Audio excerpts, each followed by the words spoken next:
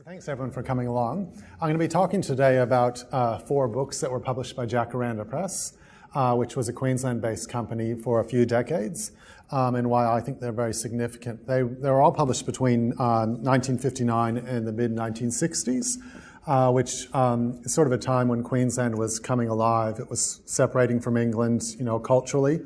It just had its centenary from separating from New South Wales in 1959, and people were sort of coming out, recognizing there was a Queensland culture, that they should be looking to the rainbow serpent instead of St. George and the dragon, that they should be talking about Banksias, not oak trees in England or ivy, that we had our own stories, our own culture that could be celebrated and documented.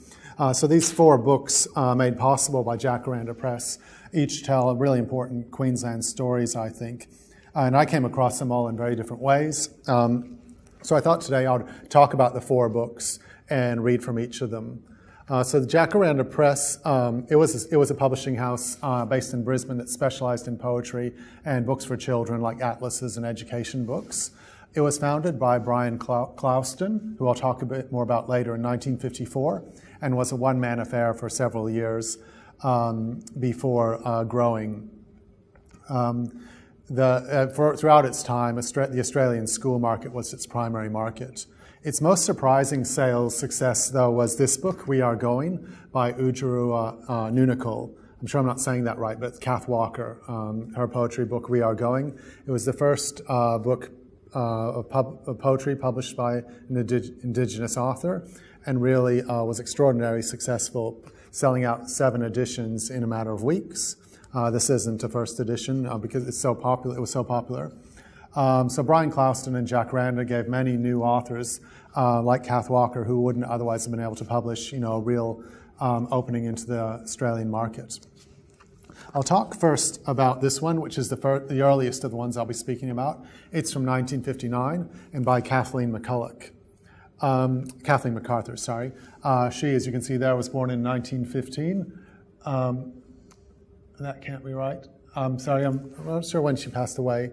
But in 1996, she was awarded an honorary doctorate by James Cook University of North Queensland. But Kathleen was an Australian naturalist, writer, botanical illustrator, and conservationist.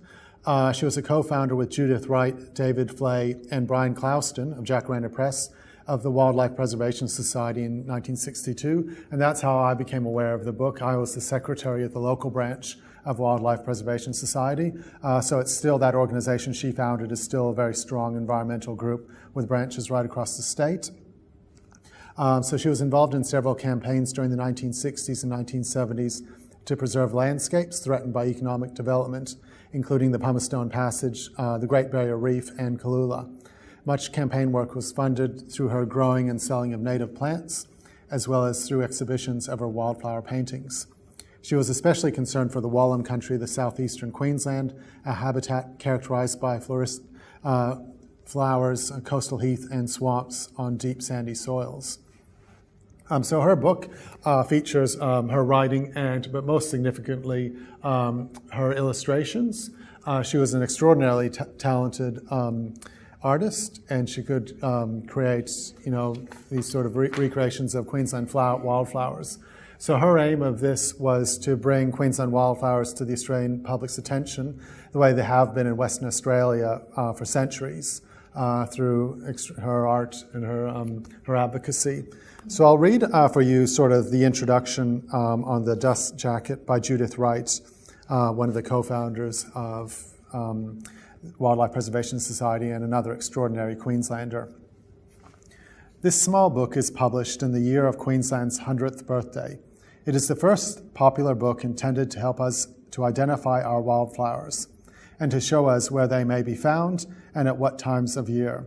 I hope the response to its publication will be enthusiastic enough to show that at last we are beginning to appreciate our native flowers and understand the necessity of preserving them from destruction.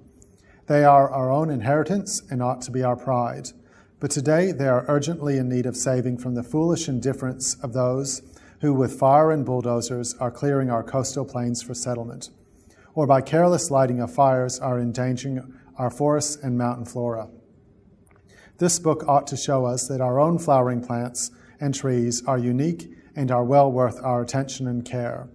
These exact and beautiful color plates, which form only a very small part of Kathleen McArthur's devoted work in wildflower painting, form an excellent introduction to the study of Queensland flowers, particularly for the southern coastal areas where she has mainly worked. If we use them to show us where and when to look for our wildflowers, we will soon begin to recognize their beauty. But when we do find them, let us leave them where they are to seed and grow naturally. Such striking flowers as Hibiscus splendens or the richly purple Havia of the coast would look well in our gardens. Perhaps they are better ordered from nurseries which can supply them without denuding their native growing grounds. What we shall soon need, what we need now with our increasing urbanization, is more wildflower reserves, more parks and sanctuaries where these flowers can be seen as they should be, in their own environment. And if we use this book well, we will soon be demanding these, and also demanding more and larger guides to our wildflowers and their places and seasons of blooming. We will teach our children, too, to take care of these flowers and love them. They are, after all, unique in the world's flora, and many of them grow nowhere else. So that was the overarching goal of this publication and what they were doing. They wanted to create a love and a recognition of Queensland wildflowers as unique and special. Fortunately, it obviously hasn't quite achieved that because Queensland wildflowers are still very much overlooked and unknown. But it's really a very special book which sort of marked that early understanding of Queensland's environment. So it has many plates with full color illustrations, as well as a guide on where to find them in what season. The next author I wanted to talk about was perhaps Jacaranda's most famous author, Kath Walker, and the book they published in 1964, We Are Going. So she was a very famous activist. She was born in the 3rd of November 1920. She was a poet, a political activist, an artist, and an educator, and a campaigner for Aboriginal rights. Best known for her poetry, being the first Indigenous Australian to publish a book of verse. She joined the Australian Women's Army Service in 1942 after her two brothers were captured by the Japanese at the fall of Singapore. Serving as a signaller in Brisbane, she met many African-American soldiers as well as European Australians. These contacts helped her to lay the foundations for her later advocacy for Indigenous rights. During the 1960s, she emerged as a prominent political activist and writer. She was the Queensland State Secretary of the Federal Council for the Advancement of Aborigines and Torres Strait Islanders, and was involved in a number of other political organizations. She was a key figure in the campaign for the reform of Australian Constitution to allow full citizenship. And in one deputation in 1963, she taught Robert Menzies, the Prime Minister, a lesson in the realities of life for her after he offered the deputation a drink, and she advised him that he could be jailed in Queensland for that. She wrote many books, beginning with this book, We Are Going, which I'll read from in a minute. It was extraordinarily successful, selling out many, many copies. This isn't the first edition, it's the second or third edition, and she sent it around the world. So this one she sent to Solly Sachs, who was from South Africa, but he was living in England. He had to flee South Africa because he was an anti-apartheid activist, and he ran for the Labour Party in England many times around Sheffield. So she was making these contacts right around the world with other similar movements. When it came out, a lot of people questioned whether or not she, as an Indigenous person, could have even written it. So critics challenged her on that basis. They also said, challenged the activism of it, called it propaganda, which she really didn't mind at all. She described her own style as sloganistic and civil righterish. She wanted to convey pride in her Aboriginality in the broadest possible audience. 10 years after this, actually, in 1974, she was on board a British Airways plane when it was hijacked by Palestinian activists. And during that time, when she was on board the plane for several days when it was hijacked, she actually wrote another one of her two of her poems, Commonplace and Yusuf, on the back of a sick bag, an airplane sick bag. In 1983, she ran for the Australian Democrats in a state seat. But this is the dedication at the front of the book from the Declaration of Human Rights. As I said before, she served during World War II, as her brothers did. And immediately after that, she was in Hervey Bay.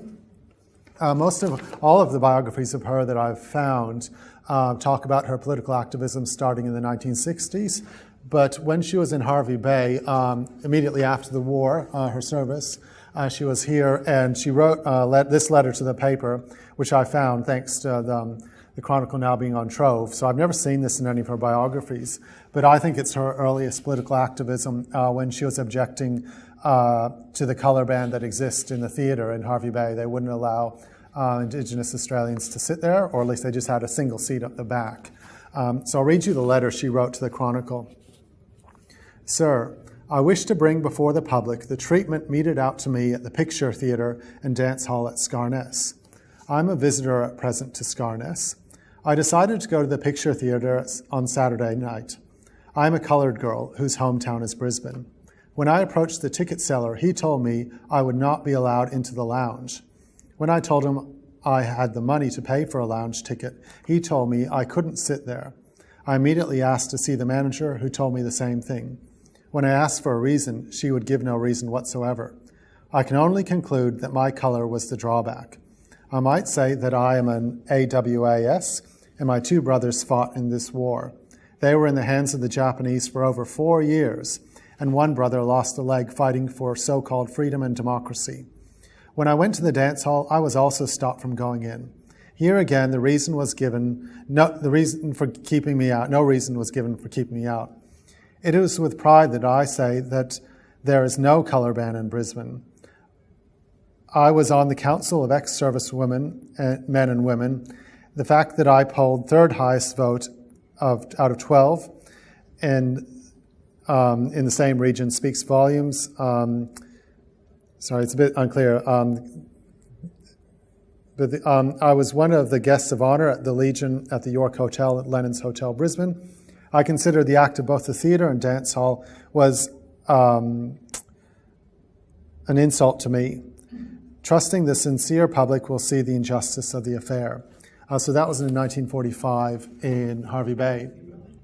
And then that continued on through the next year with the local trade union movement protesting on her behalf. And that continued on. The Burma Council really wasn't happy about it, but this was long before the Anti-Discrimination Act. It was 2 decades before she was even counted in the census. So there was really nothing legal that the council or anyone could do to stop this discrimination from happening in Hervey Bay. So I was going to read a few of her poems. Aboriginal Charter of Rights. We want hope, not racialism. Brotherhood, not ostracism. Black advance, not white ascendance. Make us equals, not dependents. We need help, not exploitation. We want freedom, not frustration. Not control, but self-reliance. Independence, not compliance. Not rebuff, but education. Self-respect, not resignation. Free us from a mean subjugation, from a bureaucratic protection. Let's forget the old-time slavers. Give us fellowship, not favors. Encouragement, not prohibitions. Homes, not settlements and missions. We need love, not overlordship. Grip of hand, not whip-hand wardship. Opportunity that places, white and black on equal basis. You dishearten us, not defend us. Circumscribe who should befriend us. Give us welcome, not aversion. Give us choice, not cold coercion. Status, not discrimination. Human rights, not segregation. You the law, like Roman Pontius. Make us proud, not color conscious. Give the deal you still deny us. Give goodwill, not bigot bias. Give him ambition, not prevention. Confidence, not condescension. Give incentive, not restriction. Give us Christ, not crucifixion. Though baptized and blessed and Bibled, we are still tattooed and libeled. You devout salvation sellers, make us neighbors, not fringe dwellers. Make us mates, not poor relations. Citizens, not serfs on stations. Must we native old Australians in our own land rank as aliens? Banish bands and conquer caste. then we'll win our own at last. So that's very representative of her work, very political, but very different to the other styles. She could really write in any sort of poetic meter or style. I'll read the next one, which I think is based on her experience in Hervey Bay. So this one's called Color Bar. When vile men jeer because my skin is brown, this I live down. But when a taunted child comes home in tears, fierce anger sears. The color bar, it shows the meaner mind of moron kind. Men are but medieval yet, as long as lives this wrong.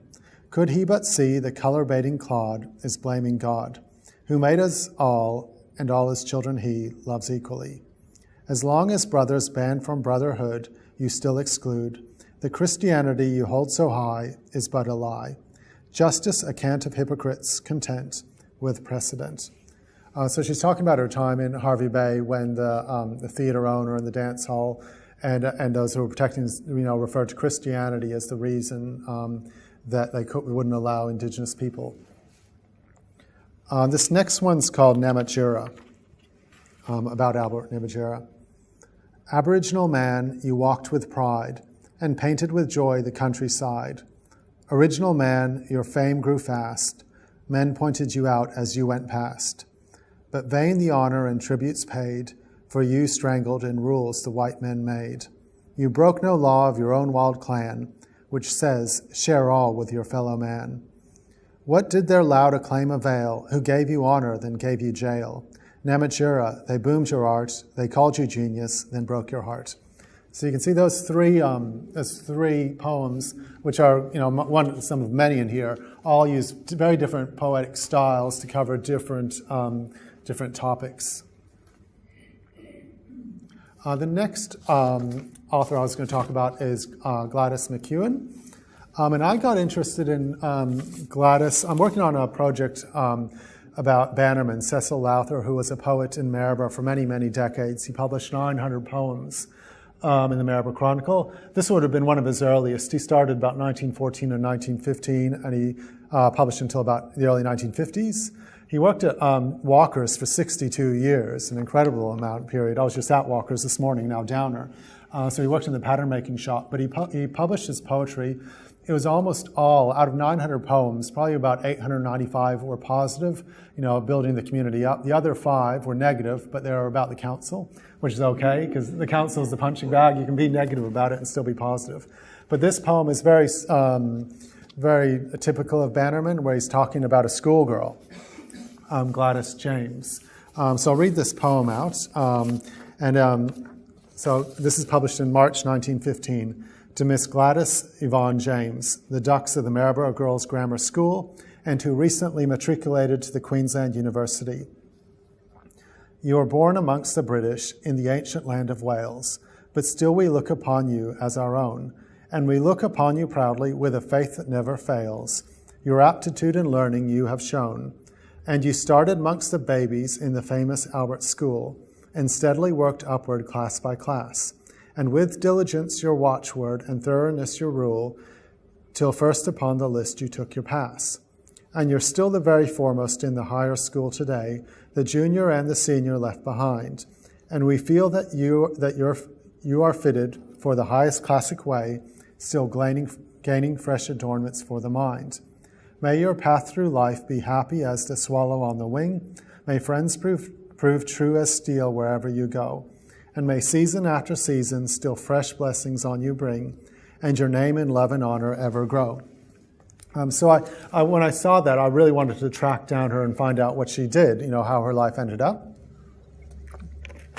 What happened to Gladys, who would have been one of the earliest Maryborough girls to study at the University of Queensland in 1915. So she published this book by Jacaranda Press, about life on the Australian seashore. So she kept her interest in science up from those early days.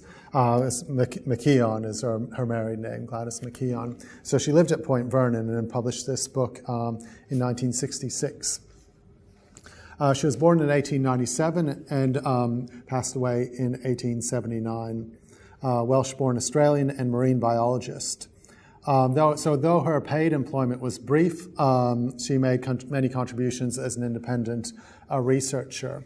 And sort of partly what really touched me about her story, last month, or earlier this month, we had International Women's Day. So she really struck me, and we talked a lot about how women, in ways that men never have obstacles placed in their career in so many different ways. Different expectations are placed on women. And so she strikes me as somebody who would have had a very long and continuous and high-achieving career if she had stayed in the workforce her whole life. If she didn't have to have home duties or have to, child rearing in a way that women still do. They have their career truncated and put on hold. So I think her career really typifies that in terms of women in science. So she was born in, I cannot pronounce this, Carmarthenshire in Wales, the daughter of a schoolmaster in Queensland here at the Albert State School. She was the youngest of her parents' 7 children, and so they returned to Australia in 1899. She earned her bachelor's degree from UQ in 1918 and her master's in 1920 in biology, focusing on parasitology. Her first job after university was at the tick biology station in West Burleigh in Queensland, where she collected data on the tick life cycle for livestock management applications. Within a few months, she was hired as a microscopist on the Australian hookworm campaign, and in the 1930s, she designed educational displays for the State Wheat Board in Toowoomba, where her husband was an office manager. While raising her children and out of paid employment, she wrote this handbook, Life on the Australian Seashore, in 1966. It features her own ink and watercolor illustrations like this, and was based on many years of collecting invertebrates and plant life from her home at Point Vernon. Her methodical gathering helped to build research collections at, among other institutions, the Queensland Herbarium. So she died in 1979, just after her 82nd birthday. So she spent a lot of time on the foreshore, where I walk my dog every day at Point Vernon, collecting many things with Claire. Claire married her nephew. Yes, yeah. So she collected the specimens, and then you see them in this book, all kinds of stuff. So this book, it's a fantastic book with great illustrations, but I guess she was doing I go to that same beach every day, and I probably have a much different experience, because as you can see, she was focused on, things she could find, little things, and looking at the differences between the shells, whereas I guess my perspective is always much on the horizon, and wading in the water and playing with my dog. So her experience of it, I'm sure, is very different to what I see every day. But I just wanted to read from you the first paragraph from the introduction, which I think gives a very good introduction to what she was trying to achieve here and what the book's about. To get as much value as possible from shore collecting, a certain amount of equipment is necessary. Firstly, a fair-sized haversack with a few divisions for holding various articles. These are calico bags for large shells, a few boxes for delicate shells, and some tubes or match boxes for small shells. Tightly stoppered tubes are also useful for any specimens to be preserved. Include an oyster opener, which is excellent for removing limpets, worm tubes, rock and crustaceans, etc. A knife and a magnifying glass, an enamel billy can for carrying specimens home alive. Saltwater affects both tin and aluminium containers. A fair-sized pair of forceps, probably safer if tied to the billy can handle by a length of narrow elastic. A notebook and pencil to jot down information on the spot, such as types of beach, position on beach, in rock pools, under rocks, or in the sand, with perhaps a short description of the plant or animal, and any associated plants or animals. It is only too easy to forget details, and a lot of the value of collecting is thus lost. Lastly, wear a stout pair of shoes. So you can see when she was going to the beach, she was serious. She was there to collect, to identify, and to explore, what was happening there. And that's how you get the title, Life on the Australian Seashore. So it's just a really beautiful book, by very much a local, somebody, grew up in Maryborough, Albert State School, the Maryborough Girls' Grammar, and then lived in Point Vernon for many, many years. And the illustrations are really amazing, extremely fine detail. The last book I wanted to talk about today was The Legends of Mooney Jarl. And this is, you would have seen this cover as you walked in. You got the cover here just at the entrance to the Maryborough Library. So this book was published in 1964, only a matter of weeks before We Are Going. And it was the very first Indigenous children's book published by Indigenous authors, by locals, Olga Miller and Wilf Reeves, who are brother and sister. So there, it tells the Batchelor creation stories. So it's got, describes, how animals came to be, describes the landscape, but really importantly, it passes on the laws and the lore, the culture, so how people are meant to behave and interact. So Olga Miller lived for many, many years later and wrote many more books and is quite a well-known artist. She presented on Channel 8. She had a TV show. But unfortunately, Wilf died only a few years after this book was published. So this is his main contribution that we have of his. He served in World War II on the Kokoda Trail. As you'll see in that photo there. So that's them shortly after the book was published. There were 2 of 4 children born to Ethel Reeves and Frederick, who was an elder of the Wandunna clan of the Batchelor people of Fraser Island.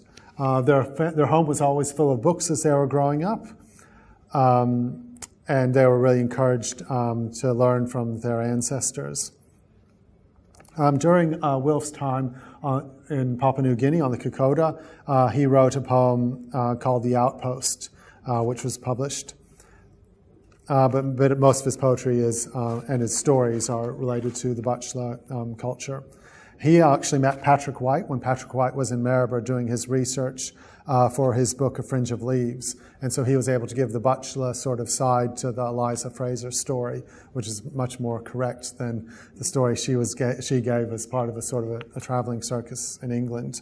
So Olga was 8 years younger than Wilf. And so she returned to Fraser Island a lot as a child, where she saw the practical application of the traditional Batchelor culture. And so their grandfather, Willie of the Wandunna clan, a very significant elder, told them many stories and passed on the traditional name Kabunya, which meant keeper of records, to his granddaughter, Olga. So I'll read a few of the stories. So what's really remarkable about the book is the artwork. So because we don't have caves or a lot of rocks, the Batchelor don't have much of a sort of a painting art tradition because they didn't have the rocks to paint on. So Olga really had to create her own art style, very distinctive. You could recognize it anywhere. And one of the great places to see it is actually next to the Maryborough City Hall, where in the mid-1960s, the Junior Chamber of Commerce had the fountain built next to City Hall in memory of the nurses Bower and Wiles from the plague earlier in Maryborough's history. But it features, very significantly for the time, the artwork of Olga Miller on that fountain. So each story is actually told 3 times, because it's told in text, and then it's done in artwork, and then next to the artwork, there's sort of a key, a map to really discover, to help people read the artwork to see the story. So I'll read the Firebird first, which is this story, the Firebird. Sometime after Mingwin had been banished from the tribe, there came a great storm, and for weeks and weeks it rained without stopping.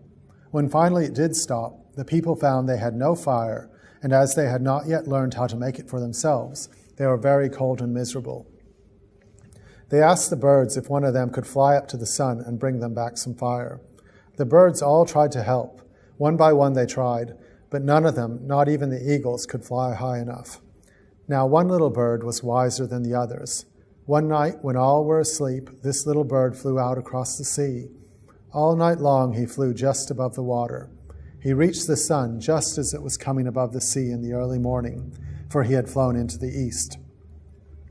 Late that afternoon, when all the birds had given up trying to reach the sun, the people were bemoaning their fate. The only person who could have helped them was McEwan, and if they wanted to call the Yindinji, they would have to give him back his magic stone. Suddenly, when they had almost given up hope, the little bird appeared carrying on his back a red-hot coal. Very soon there were fires all over the land, and everyone was warm and happy again. It was decided to hold a great feast to honor the little Firebird, as we now call him, but he was nowhere to be seen. He had hidden himself away in the thick scrub, and there you will find him to this day. A small grey bird about the size of a sparrow. He still has the mark of that hot coal on his back. He is very hard to see, even though on his back is a bright scarlet spot, for he keeps mainly to the high trees that grow in the thick rainforests. If you do see him, remember this warning. If you try to harm him, you will never grow up. So that it has a really remarkable sting at the end, which is good, for protecting animals. But I think that story, as well as saying why the bird has the spot on his back, it also carries a message for the youngest people, which what the book is for. It's and the stories are for the young Batchelor people. That no matter how small you are, no matter if you're being bullied, you still have a very important role to play in the group. The Firebird was the smallest bird, but it still saved the Batchelor people. And I think all cultures have stories like that. Like my parents would have read me stories like about the little engine that could, where I think I can. And so a lot of stories, you have the youngest animal, the youngest person, coming to the rescue of the group. So the book has a lot of that kind of messages in it. So a lot of these stories follow on. They have the same characters. The next bird is the storm bird and the swan. When it was discovered that the little Firebird had disappeared, some of the other birds set out to look for him, but most of them soon gave up, for it was the time when they were hatching their eggs.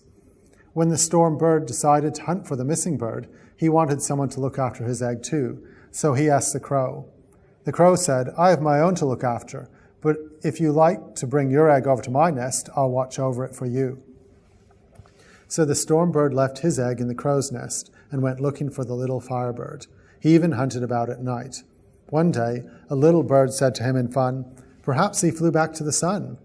All the others laughed, but the storm bird took it seriously. "My word," he said, "I had not thought of that. I'll go and look." Off he flew in the direction of the sun, but as the sun was beginning to set, he flew into the west. Of course, this all happened in the first time, but he is still hunting about for the Firebird today. Sometimes he even tries to go to the sun to find him. Then he comes back, and you can hear him all over the place, even at night. He sometimes gets other birds to look after his egg, so he can still hunt. While the storm bird was away on his trip to the sun in search of the Firebird, the great robbery to honor the little hero was held. Of course, they had to have someone represent him, so many birds painted themselves to look like the Firebird.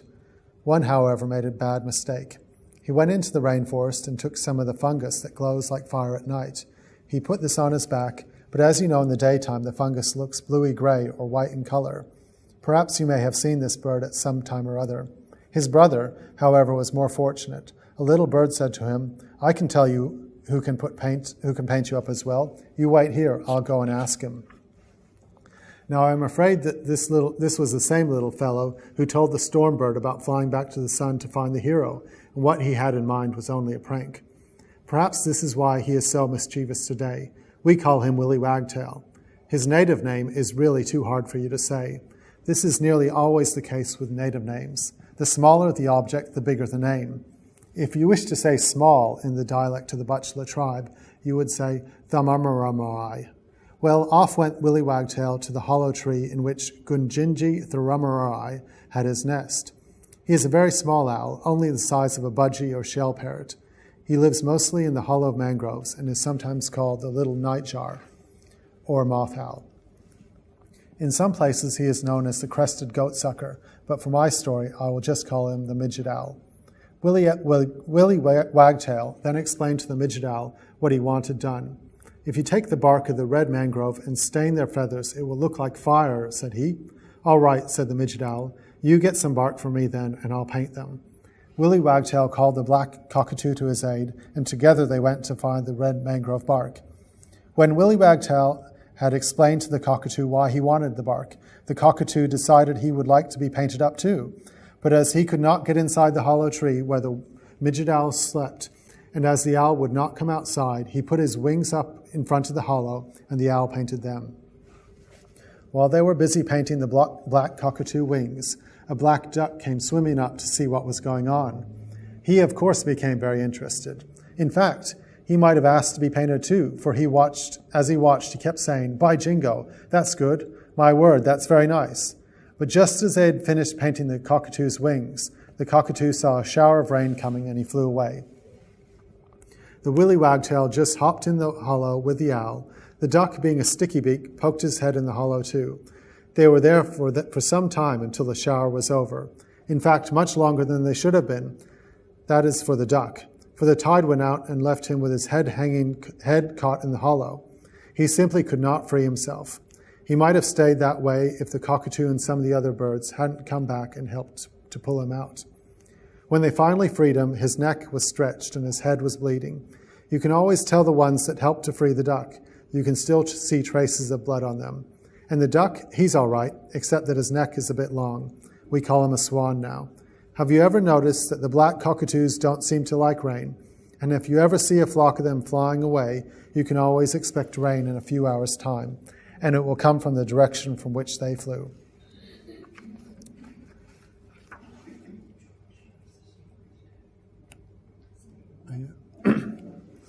So the final story, I think there's about 14 or 15 stories in Legends of Mooney Jarl, is called Your Own Jungeree. Jungeree is a good spirit which can belong to you alone. He is a little spirit who will watch over you and do anything you ask. One of his best-loved tasks is to play jokes on your friends. But you must never ask him to do them any harm, for if you do, you will annoy the Meelong. This is part of his business, to punish wrongdoers. Would you know how to get possession of your own private Jungeree? If you really want one, here's what you do. Select a small, quaintly marked stone. It need not be a stone. It may be anything you like, a fish's eye, a bird's claw, a tooth, or a feather. In fact, anything you want to be the home of your Jungeree. You must give him a good home if you want him to stay. You can even make yourself a little bag and put in it anything you think is nice, such as a pretty shell, a crab's claw, pretty feathers, crystals, seeds, or anything you fancy. Let us say you have selected a suitable charm. Your next step is to select a quiet spot where no one will bother you. It must be outside, of course. Now go to this spot after the sun is set, just when it is beginning to grow dark. Take off your hat and throw it a little way in the air and catch it. Pause a while, then throw it again. Do this 4 times. If you see a bat come flying to your hat, then you have been successful in the first part of your ceremony. If the bat does not come, you must try some other place and wait until he does come. When you have been successful in calling up the bat, you must bury your charm at that spot and leave it there until the next full moon is rising, and go to the spot again. Standing on top of the buried charm, face the east and call these words, Jugum, Jugum, then face the west and call them again. Face the north and repeat.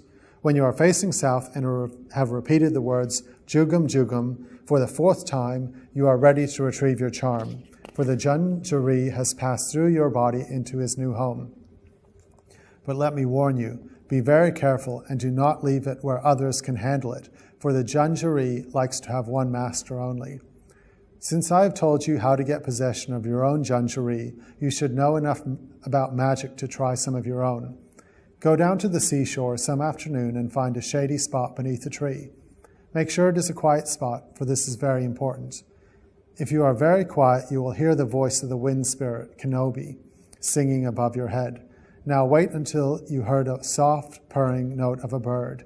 Some people call them curlews, but this is not their proper name. I'm just calling them curlews so that you will know what to listen for. When you hear his voice coming across the water and the wind spirit is singing a gentle song in the trees above you, think of someone you know who is far away and call his name softly. Now take your Jungeree in your hand and whisper the message you want your friend to hear. If you have done this properly, you can be sure your friend will hear your message, for that bird you hear calling will guide your spirit to the person whose name you have called, and your spirits will talk to each other. Of course, your friend may not be able to answer you, for he may not have his own special jungerie. But when you meet him, he will say, "I was thinking about you the other afternoon." It is the flying fox who carries your message.